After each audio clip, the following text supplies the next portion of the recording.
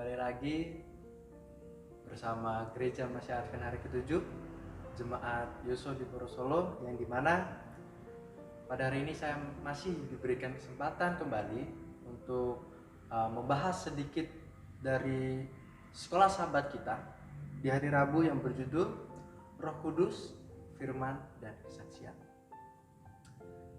Sebenarnya apa sih tugas dari tiga hal tersebut? Roh Kudus, Firman, dan Kesaksian. Tetapi sebelum kita membahas lebih dalam lagi, sebaiknya kita rendahkan hati dan pikiran kita untuk minta kuasa dari Tuhan supaya kita dapat mengerti akan sekolah sahabatnya pada hari ini. Mari kita bersatu dalam doa. Bapa kami surga, urapi kami Tuhan, bukakan hati dan pikiran kami agar kami dapat mengerti apa yang Engkau maksudkan di dalam pelajaran sekolah sahabat ini. Berarti juga hamba, supaya hamba dapat berkata-kata dengan sesuai kehendak-Mu saja. Ini adalah pengharapan kami di dalam nama Yesus yang berdoa. Amin. Baik, mungkin di hari Selasa kita sudah mendengarkan pelajaran yang berjudul Roh Kudus dan Kesaksian. Dan di hari Rabu ini ada tambahan, yaitu Firman. Tapi sebelum itu, saya akan membacakan sedikit ada cerita di dalam sekolah sahabat kita. Sini menceritakan bahwa khotbah Petrus pada hari Pentakosta sebagian besar diambil dari Perjanjian Lama untuk membuktikan bahwa Kristus adalah Mesias. Kesaksian Stefanus yang sedang sekarat mengulas sejarah Israel dalam Perjanjian Lama. Petrus merujuk pada firman yang ia suruh sampaikan kepada orang-orang Israel. Kisah 10 ayat 36. Dan kemudian membagikan kisah kebangkitan kepada Kornelius. Rasul Paulus berulang kali merujuk pada nubuatan Perjanjian Lama tentang kedatangan Mesias, dan Filipus dengan hati-hati menjelaskan kepada orang Ethiopia yang mencari arti dari nubuatan mesianik dalam Yesaya 53. Dalam setiap contoh, murid-murid memberitakan firman Allah, bukan kata-kata mereka sendiri. Firman yang diilhami Roh adalah dasar dari otoritas mereka. Di sini kita mungkin ada sedikit menyinggung mengenai murid-murid Yesus, yang dimana kita sudah mendapatkan contoh kembali, yaitu kedua murid Yesus, yang dimana pada saat itu mereka masih sering dan hampir setiap detik, setiap waktu mereka bersama dengan Yesus untuk memberitakan Injil. Lalu apa yang dapat kita ambil atau apa yang dapat kita pelajari dari kedua murid Yesus ini? Yang dalam arti di sini bahwa mereka sepenuhnya berserah kepada Tuhan. Ketika mereka menyebarkan firman Tuhan, yaitu Injil, mereka menyerahkan sepenuhnya kehidupan mereka ke dalam tangan Tuhan. Dan begitu pula juga dengan kesaksian. Sedikit cerita, saya pernah bersaksi, mungkin bisa disebut dengan berdialog bersama kedua teman saya, yaitu teman rumah saya. Mereka berdua ini beragama Muslim, yang pada saat itu saya keluar pada hari Jumat, sudah lewat pukul 6, yaitu bisa dibilang sudah masuk hari Sabat. Saya keluar untuk bermain. Tapi ketika saya bermain pada saat itu, ternyata ada rencana yang tidak terduga, yang dimana pada malam itu kami membahas tentang hari Sabat.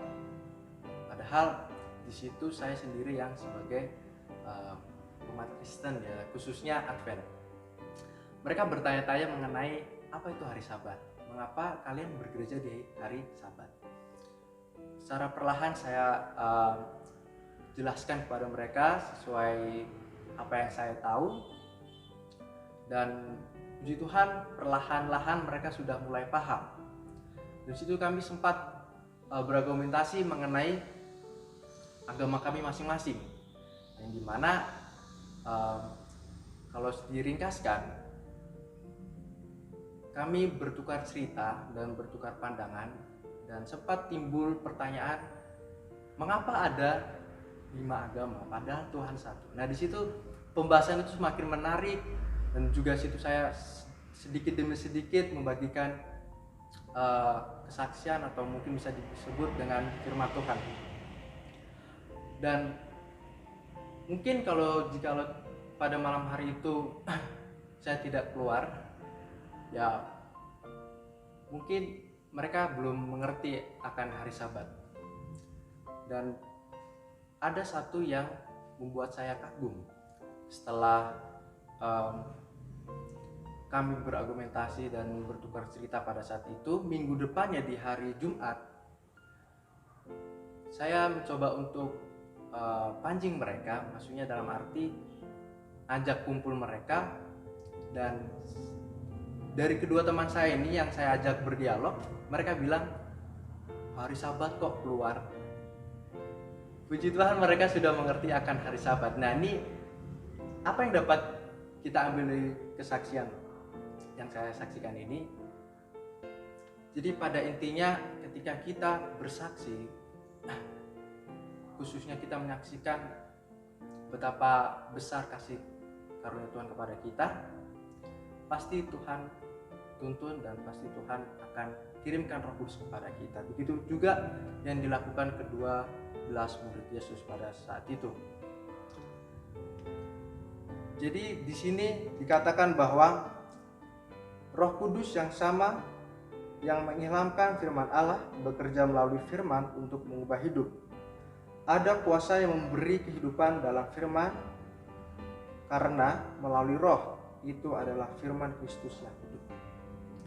Dari 3 hal ini masing-masing memiliki mempunyai tugas yang dimana Roh Kudus tugasnya adalah mengilhami, dan firman adalah sebagai dasar dari segala dasar, atau bisa disebut dengan bukti atau fakta, dan kesaksiannya adalah pekerjaan kita sebagai umat manusia, yang dimana seharusnya kita nih harus sering bersaksi kepada umat-umat manusia juga.